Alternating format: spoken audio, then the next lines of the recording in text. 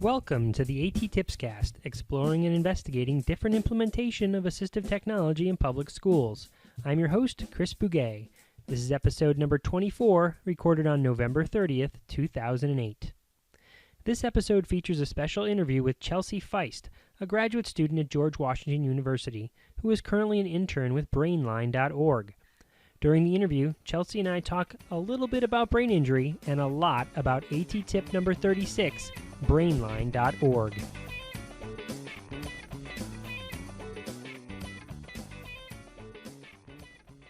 Hello, I'm sitting here today with Chelsea Feist, who is going to talk to us a little bit about Brainline.org, right? Yes, I am. So, Chelsea, tell us a little bit about yourself and a little bit about Brainline.org.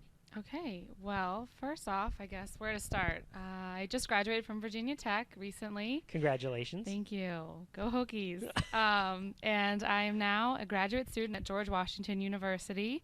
I just started, and I'm getting my master's in transition special education with an emphasis in acquired brain injury. So it's fantastic. a mouthful, but I love it. It's fascinating. I'm learning something new every day in class, and it's a really great field. I've been in the field of special ed for, I guess, a few years now, but my focus on brain injury is just a recent thing, and it's actually through one of my students who I'm pretty sure you're familiar with, Taylor Warner, and I've known him for a few years now, and just what he's been through. He has a brain injury. It's actually called an AVM bleed. It's similar to an aneurysm, and that happened about 6 years ago in his sleep. So what him and his family has been through is just phenomenal, but with their strong faith and just they are true inspirations to me. And now, how did you originally meet him?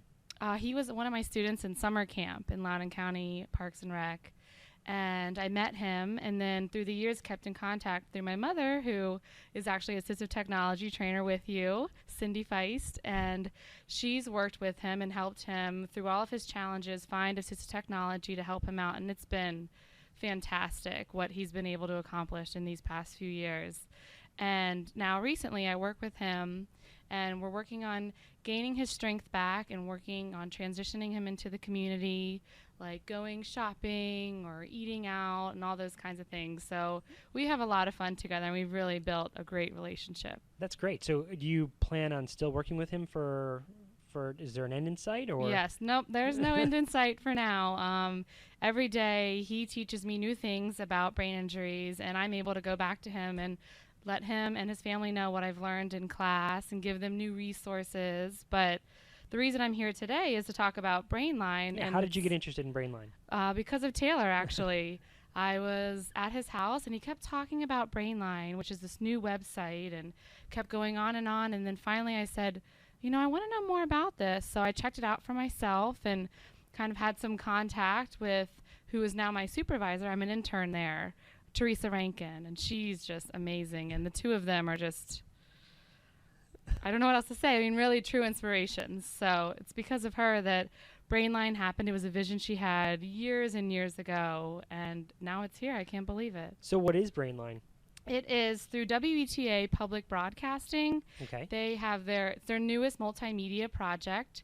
It's funded through DIVBIC, the Defense and Veterans Brain Injury Center. Okay. And it is everything you can imagine, resources and information, and it's all about preventing, treating, and living with traumatic brain injury. Okay, what kind of resources are on the website? There are tons of different resources for not only persons with brain injury, but professionals, friends and family. So it's kind of a one-stop shop for everybody. They can go and find out great information and resources. They have webcasts. They have free e-newsletters that you can sign up for. And they're really big on outreach and bringing people into the website, fresh content, also creating their own content. So there's a lot there. Very cool. So if I was a public school teacher, and I had a student with a traumatic brain injury, would Brainline be a good resource for me? And if so, why? What would I get out of going there? Yes, it definitely is. There are a ton of different resources, but for the classroom specifically and for working with students, they have articles on classroom interventions, computer access and adaptations, achieving goals for higher education. They have articles on PDAs, how they work as an electronic memory and an organizational aid. and also things on returning to work, because transition is huge for people who have brain injuries, kind of reintegrating back into the community, back into the schools. So, I mean, that's just touching upon a few of the resources that they have out there. But really, they're continuing to build each and every day more resources onto the site. Yes. So it's constantly changing. Yes, because it just started. It just launched in fall 2008. So it's brand new, but every day they're continuing to add more and more. Do you know if there's any future plans for the site, where directions they'd like to go? Yes. Well, as far as content goes, for the month of December, it's going to be on holidays and social skills and adaptive sports. And every month they're going to be working in the future to have about 1 or 2 different topics covered. So it changes every month, so it refreshes the website. That's fantastic. It really sounds like a really good resource. I know just from what you mentioned here, I really can't wait to check out the webcasts. And you said there's some videos. Is that true? Yes, definitely. The Webcast is a series that they had. They just finished. They had 3 webcasts, everything from what happens during a TBI and the acute care afterwards, but they're going to be having webcasts coming up again.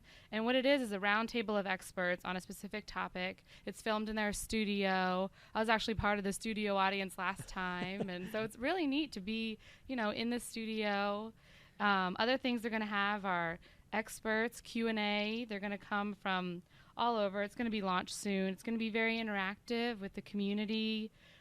For example, they're going to be having TBI case managers, clinical psychologists, people from the American Speech and Language Hearing Association. Oh, I've heard of that. Yeah, yeah, it's a lot of great things, and really, it's for anybody can access this and find out, because really, as Taylor's mom has told me many times, there's kind of a disconnect out there, and so it was really nice for her to be able to go to this website and network with other people and realize that you're really not alone. It's a very it's a huge issue out there, brain injuries, and so it's nice to know you're not alone. There's other people going through the same, and that you can learn from or talk with, so that you're sharing your story, and it's like comfort in numbers. Mm-hmm. Which brings me to another great point: is social networking is huge on this website, and some of the things they have that you might be interested in is called LinkedIn. You've heard of it before. I've heard of that website. It's kind of like a Facebook social networking, MySpace, but more for professionals. Yeah, so it's geared towards meeting other professionals in the field of traumatic brain injury, and there you can share your ideas, ask questions, get tips and tricks, all that kind of stuff. But they also do have Facebook, a group on there, and you can meet other individuals who have traumatic brain injuries or don't, and you're able to share your stories, and more for the students to use, and as LinkedIn is more for professionals. Absolutely. So. Well, it sounds like to me that Brainline.org is really, if it's not already, it's trying to be kind of the one-stop shop for every piece of information you would need to know about brain injury, as well as a way to connect with other people who have brain injuries or are working with people with brain injuries. Exactly. So that sounds like fantastic resources. Is there anything else you'd like to say about Brainline? Well, I really recommend you guys checking it out and signing up for the free newsletters. They come every month, and Brainline is continuing to add new information every month, every week. Always busy in the office, and definitely they're looking to create original content, and they want to add more information on assistive technology, they even mentioned. So there are lots of plans in the future for Brainline, so I just can't wait to see what happens with it.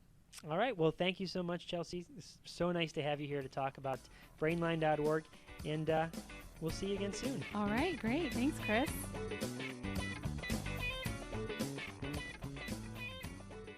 I'd like to thank Teresa Rankin for helping set up that interview, Taylor Werner and his family for allowing Chelsea to talk a bit about her experience working with them, and Chelsea herself for taking the time to talk a bit about Brainline.org. I'll have links to Brainline.org up at the blog site, A.T.TIPSCAST.wordpress.com. That about wraps it up for this episode. Remember that if you're interested in getting automatic email updates when new A.T.TIPSCAST episodes come out, you can register as a fan from the Cyber Ears website. If you have any questions, comments, suggestions, whatever, I'd love to hear from you. Please send me an email at ATTIPSCAST@gmail.com. Until next time, may all your interventions be inclusive, and may all your strategies be supportive.